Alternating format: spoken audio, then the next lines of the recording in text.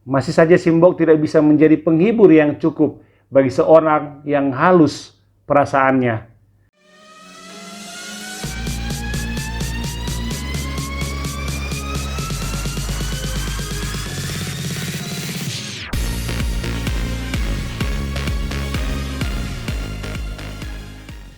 Hai, kembali lagi dengan channel Rumah Perbedaan yang akan membahas tentang buku penyambung lidah rakyat. Video sebelumnya kita telah mengulas tentang Surabaya Dapur Nasionalisme Part 1, di mana Soekarno pertama kali menginjakkan kaki di Surabaya dan di mana Soekarno berusaha menulis surat untuk ibunya.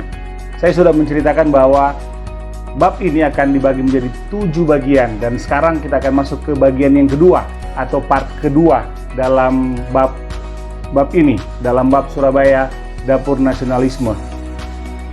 Dan saya akan memberi subjudul dalam bab ini adalah Surabaya Dapur Nasionalisme, Soekarno Haus Kasih Sayang. ABS terletak 1 km dari Gang Panele. Setiap anak mempunyai sepeda dan Soekarno sendiri yang tidak ada. Biasanya Soekarno dibonceng oleh salah seorang kawannya atau berjalan kaki. Soekarno mulai menabung dan menabung terus dan menerus. Dan ketika uangnya terkumpul 8 rupiah, Soekarno membeli Vongers yang hitam mengkilat, sepeda keluaran negeri Belanda.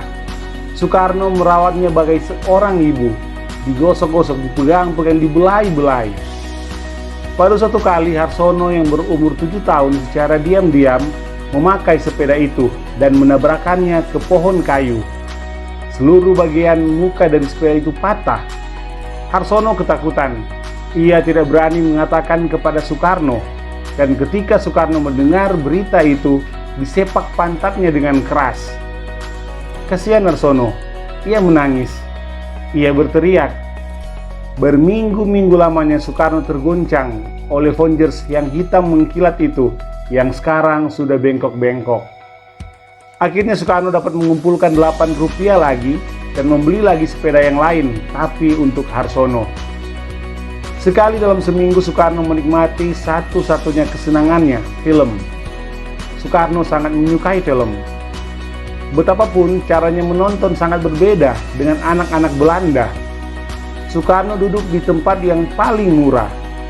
Coba pikir, keadaan begitu melarat sehingga Soekarno hanya dapat menyewa tempat untuk menonton di belakang layar. Ya, Soekarno menonton dari belakang layar.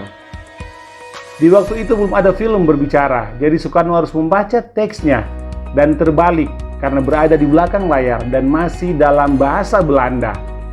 Lama-kelamaan Soekarno menjadi biasa dengan keadaan itu, sehingga dengan cepat membaca teks itu dari kanan ke kiri.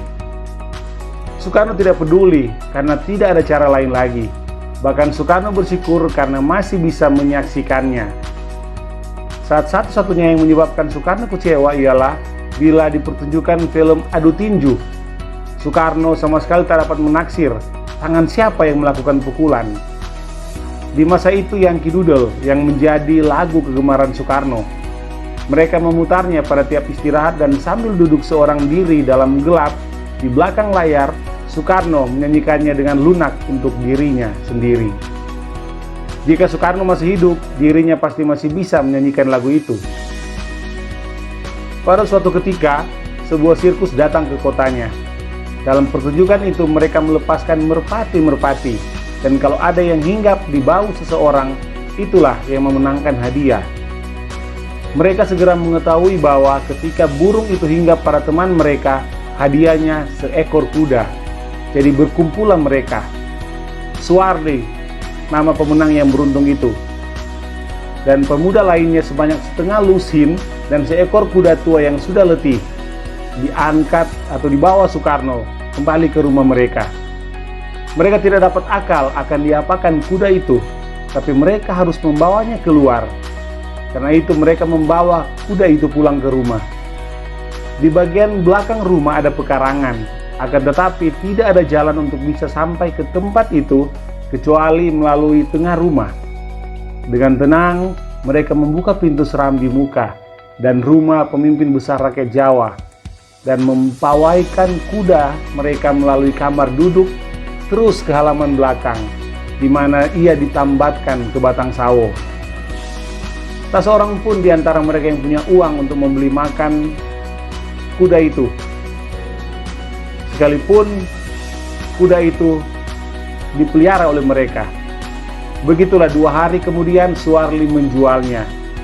Kecuali satu sirkus dan film, masa itu bukanlah masa yang menggembirakan bagi mereka, terutama bagi Soekarno.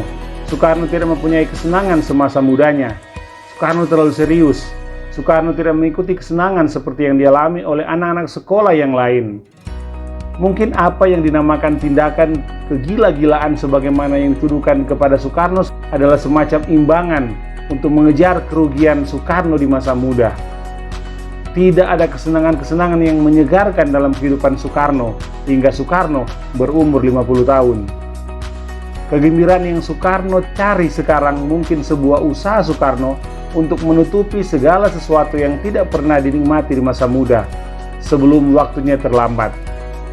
Soekarno tidak tahu dengan pasti. Soekarno tak pernah memikirkannya hingga datang waktunya bagi Soekarno untuk menjalankan pembedahan diri dengan jalan menyampaikan autobiografi ini kepada Cindy Adams. Bagaimanapun juga, ini adalah percakapan antara Soekarno dan kita sebagai pembaca. Dan karena Soekarno bicara dengan gelora hati yang meluap-luap, kemudian merenungkan semua ini sebagai kesedihan Soekarno di masa yang silam, Soekarno merasa mungkin juga benar bahwa Soekarno sedang berusaha mengimbangi kekurangan dirinya sendiri di masa akhir kehidupannya. Pendeknya, Soekarno tidak mengalami masa senang di Surabaya. Pada waktu mula-mula datang, Soekarno menangis setiap hari. Soekarno sangat kehilangan ibu, yang tak dapat diceritakan kepada kita semua betapa ibunya senantiasa memberikan pengaruh yang besar dalam hidup Soekarno. Sekarang, Soekarno tidak punya ibu. Tidak ada nenek untuk membujuknya yang selamanya mengagumi Soekarno.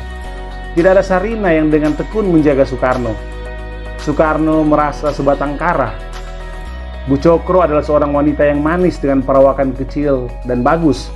Dia sendirilah yang mengumpulkan uang makan Soekarno dan teman-temannya setiap minggu. Dialah yang membuat peraturan. 1.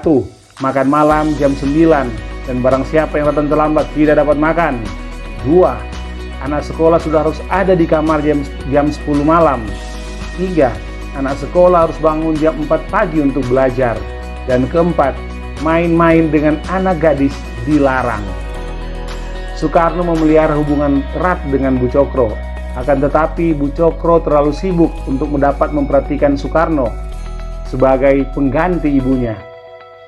Karena memerlukan hati seorang perempuan, Soekarno menoleh pada Mbok Tambeng, perempuan pembantu rumah tangga, untuk menghibur Soekarno. Mbok Tambeng menjadi pengganti ibunya. Dia menambal celana Soekarno. Dia tahu bahwa gado-gado adalah kegemaran Soekarno. Karena itu dia suka menyusupkan ekstra untuk Soekarno. Mbok sayang kepada Soekarno, tapi Soekarno sangat merindukan kasih sayang ibunya. Masih saja si Mbok tidak bisa menjadi penghibur yang cukup bagi seorang yang halus